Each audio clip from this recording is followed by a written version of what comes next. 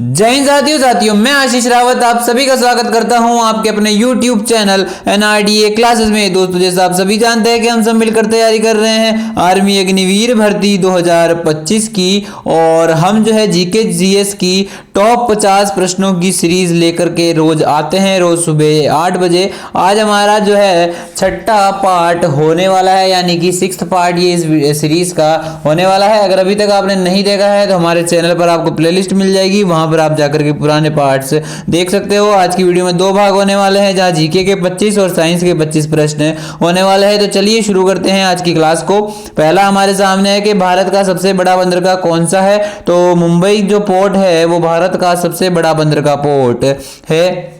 अगला है भारतीय राष्ट्रीय कांग्रेस की स्थापना कब हुई थी। तो ये 1885 में हुई थी, आपका ऑप्शन बी राइट हो जाएगा। अगला है महात्मा गांधी का जन्म कब हुआ था। तो ये हुआ था भाई 2 अक्टूबर 1869 में, ऑप्शन नंबर ए आपका राइट होगा। अगला है पृथ्वी दिवस कब मनाया जाता है। तो पृथ्वी दिवस मैं बता देता हूं, प्रत्येक वर्ष 22 अप्रैल को मनाया जाता है, आपका ऑप्शन नंबर बी राइट हो जाएगा। सारे स्टैटिक जीके का सवाल है तो अपन ज्यादा इसमें टाइम वेस्ट नहीं करेंगे भाई, है ना।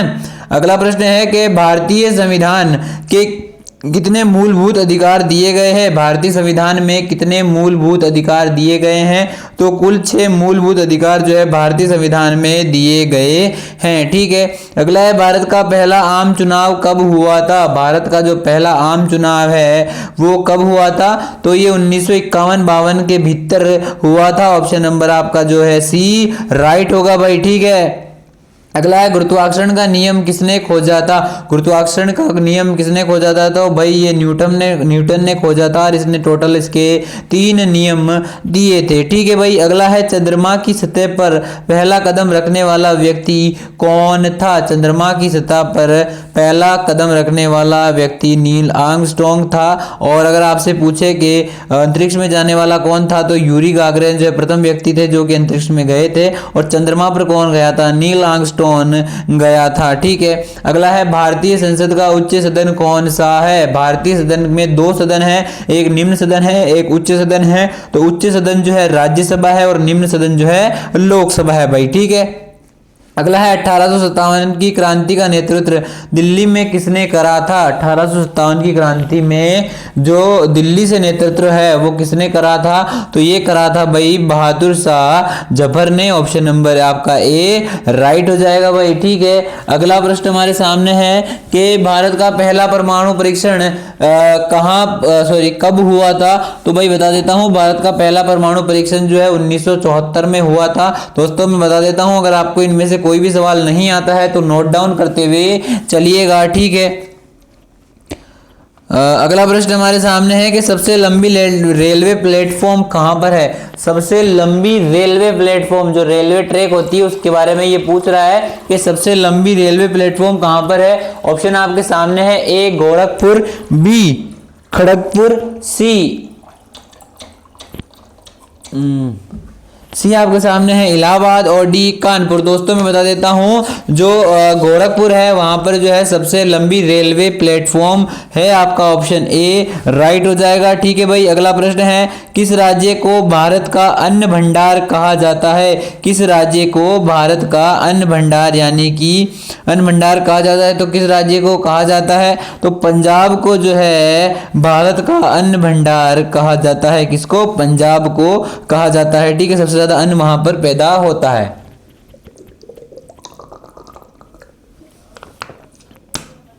अगला है भाई हमारे सामने कि महात्मा गांधी को राष्ट्रपिता किसने कहा था। तो महात्मा गांधी को जो है राष्ट्रपिता सुभाष चंद्र बोस ने कहा था, ठीक है। ऑप्शन नंबर बी आपका राइट हो जाएगा।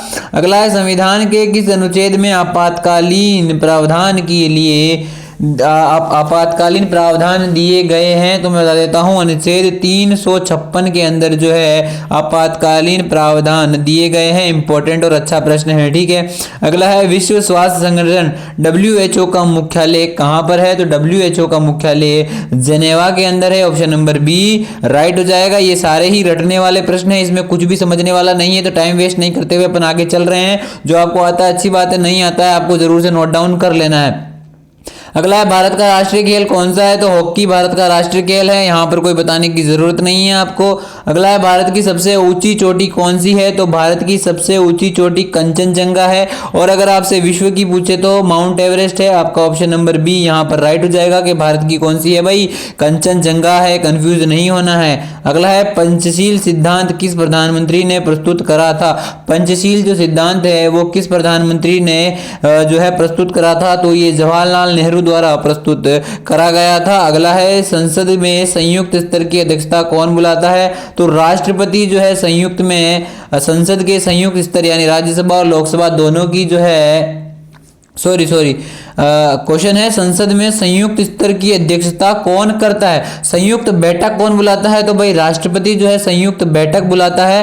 और संयुक्त स्तर की अध्यक्षता कौन करता है? तो अध्यक्षता जो है लोकसभा अध्यक्ष द्वारा करी जाती है। संसद के अंदर लोकसभा राज्यसभा दोनों होती है, तो ये जो संयुक्त स्तर होती है इसकी जो अध्यक्षता होती है वो कौन करता है? लोकसभा अध्यक्ष करता है। वर्तमान लोकसभा अध्यक्ष कौन है भाई? ओम बिरला है, ठीक है। और जो ये बैठक होती है ये कौन बुला सकता है? यह राष्ट्रपति बुला सकता है। ये चीज आपको याद रखनी है। अगला है अशोक चक्र कितनी तिल्लियां होती है भाई? जो भारत के झंडे में अशोक चक्र है उसके अंदर कितनी तिल्लियां होती है? तो आपका ऑप्शन नंबर बी राइट हो जाएगा। 24 तिल्लियां अशोक चक्र में होती है। अगला है भारत में सबसे बड़ा संग्रहालय कौन सा है? यानी कि सबसे बड़ा संग्रहालय कौन सा है? तो यानी कि म्यूजियम या फिर संग्रहालय कौन सा है? तो इंडियन म्यूजियम जो कि कोलकाता के अंदर है वो भारत का सबसे बड़ा संग्रहालय है। इंपॉर्टेंट और अच्छा प्रश्न है, आपको जो है भर्ती के अंदर देखने को मिल सकता है। अगला है भारत का रेलवे का राष्ट्रीयकरण कब हुआ था? जो भारत रेलवे है उसका राष्ट्रीयकरण कब हुआ था? तो ये 1951 में हुआ था, जब भारत का संविधान लागू हुआ था उसके 1 साल बाद में, ठीक है। अगला स्वतंत्रता संग्राम में लाल बाल पाल किनको कहा जाता है? तो लाला लाजपत राय, बाल गंगाधर तिलक और विपिन चंद्र पाल को जो है लाल बाल पाल के नाम से जाना जाता है। तो कहां पर आपको देख रहा है? लाला लाजपत राय, बाल गंगाधर तिलक और विपिन चंद्र पाल। आपका ऑप्शन नंबर बी राइट हो जाएगा, ठीक है। ऑप्शन नंबर बी आपका राइट हो जाएगा। अगला है, और अगला साइंस के क्वेश्चन जीके का ही है। अगला है भारत में कुल कितने हाई कोर्ट है? तो 25 हाई कोर्ट है। ये चीज आपको पता होनी चाहिए, इंपॉर्टेंट प्रश्न है, ठीक है। यहाँ पर आपके जो है 25 प्रश्न किसके समाप्त होते हैं भाई? जीके के समाप्त होते हैं। अब जो प्रश्न आएंगे वो किसके आएंगे? साइंस के आएंगे। तो उससे पहले एक चीज बता देता हूँ, मात्र 199 रुपए में हमने जो है हमारी जीके की बहुत ही शानदार बुक लॉन्च कर दी है। आप जो है डिस्क्रिप्शन में लिंक है, वहां पर जाकर के पा सकते हो। आप ऑल ओवर इंडिया से कहीं से भी अगर ये वीडियो देख रहे हो तो फ्री ऑफ डिलीवरी आपको जो है ये दी जाएगी। और ठीक है, आप ये बुक मंगवा सकते हो व्हाट्सएप पर मैसेज करके, ठीक है। आगे बात करते हैं, साइंस के प्रश्न हमारे सामने हैं। अगला है इलेक्ट्रॉन की खोज किसने करी थी? इलेक्ट्रॉन की खोज जो है किसके द्वारा करी गई थी? तो मैं बता देता हूं, इलेक्ट्रॉन की खोज जो है थॉमसन द्वारा करी गई थी। ऑप्शन नंबर ए आपका राइट हो जाएगा। अगला है सबसे हल्की गैस कौन सी है? तो सबसे हल्की गैस जो है भाई हाइड्रोजन गैस होती है। इसका परमाणु क्रमांक 1 होता है और परमाणु भार भी 1 होता है। अगला है सूर्य की ऊर्जा का स्रोत क्या है? तो सूर्य की ऊर्जा का जो स्रोत होता है वो क्या होता है? नाभिकीय संलयन होता है। ऑप्शन नंबर ए आपका राइट हो जाएगा। अगला है सबसे छोटा हड्डी कौन सा होता है? स्टेपिस कान का होता है, ठीक है। अगला प्रश्न है कि सबसे कठोर धातु कौन सी है? तो सबसे कठोर धातु जो है टंगस्टन को माना जाता है। ऑप्शन नंबर बी राइट हो जाएगा। अगला है कौन सा तत्व सबसे ज्यादा विद्युत प्रवाह संचालित करता है? तो जो चांदी है वो सबसे ज्यादा विद्युत प्रवाह करती है, ठीक है। अगला है मानव शरीर में कितने गुणसूत्र होते हैं? तो मानव शरीर के अंदर कुल 46 गुणसूत्र होते हैं। ऑप्शन नंबर बी राइट हो जाएगा। अगला है प्रकाश वर्ष किसका माप है? दूरी का माप प्रकाश वर्ष होता है। अगला है दूध को दही में बदलने वाला कौन सा बैक्टीरिया जिम्मेदार होता है? तो लैक्टोबैसिलस जो है दूध को दही में बदलता है। अगला है रक्त समूह की खोज किसने करी थी? तो रक्त समूह की जो खोज है वो किसके द्वारा करी गई थी? तो मैं बता देता हूँ के रक्त समूह की खोज जो है लैंड स्टीनर द्वारा करी गई थी। ऑप्शन नंबर बी आपका राइट हो जाएगा। अगला है सबसे कठोर प्राकृतिक पदार्थ कौन सा है, तो सबसे कठोर प्राकृतिक पदार्थ जो है हीरा है। ऑप्शन नंबर सी आपका राइट हो जाएगा। अगला है पानी का घनत्व अधिकतम कितना होता है, तो पानी का घनत्व अधिकतम 4 डिग्री सेल्सियस होता है। अगला है लहसुन की गंध किसके कारण होती है, लहसुन में ऐसी क्या चीज होती है जिसके कारण उसके अंदर गंध होती है यानी कि बदबू होती है,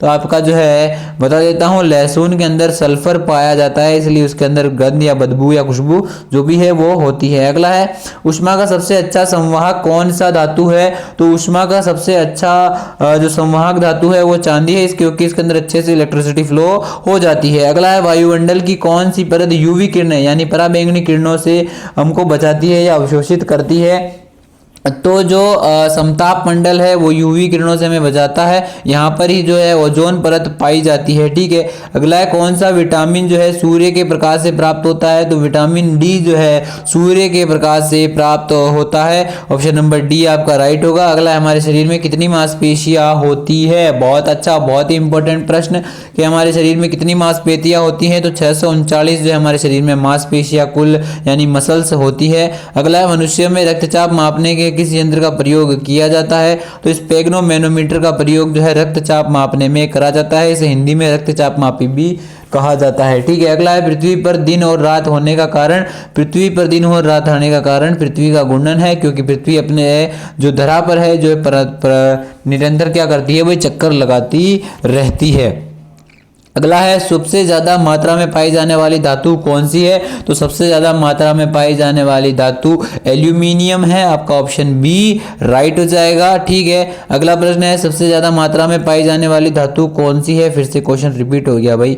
ठीक है, इस क्वेश्चन को काट देना आप। अगला है कि शरीर में इंसुलिन का उत्पादन कौन सा अंग करता है, इंसुलिन का जो उत्पादन है वो अग्नाशय द्वारा करा जाता है, पेनक्रियास द्वारा जो है इंसुलिन उत्पादित होती है। वायुमंडल में सबसे अधिक पाई जाने वाली गैस कौन सी है, तो वायुमंडल में जो है नाइट्रोजन पाई जाती है और ये लगभग 78% पाई जाती है। ठीक है, अगला प्रश्न है पानी में घुलनशील विटामिन कौन से हैं, तो पानी में घुलनशील विटामिन जो है विटामिन बी और सी है, आपका ऑप्शन बी राइट हो जाएगा। ठीक है, अगला प्रश्न है दर्पण में बनने वाला विपरीत छवि कैसी होती है, आभासी और सीधी होती है, आपका ऑप्शन डी राइट हो जाएगा। आपके यहाँ पर 50 प्रश्न इस प्रैक्टिस सेट के समाप्त होते हैं। आपको क्लास कैसी लगी कमेंट करके जरूर बता देना, आपका स्कोर कितना रहा मुझे बता देना, और आपकी जो बुक है मार्केट में आ चुकी है, फिर से बता देता हूँ हमारी जीके की जो बुक है वो आ गई है, बहुत ही अच्छी और बहुत ही शानदार बुक है। अगर आप खरीदना चाहो तो हमारा डिस्क्रिप्शन में लिंक है व्हाट्सएप मैसेज करने का, वहां पर आप जाकर व्हाट्सएप मैसेज करके आपकी बुक मंगवा सकते हो ऑल ओवर इंडिया के अंदर कहीं भी। तो मिलता हूँ आज को आपको दिन में जीके क्लास में, तब तक के लिए जय हिंद, जय सिया राम, भारत माता की जय।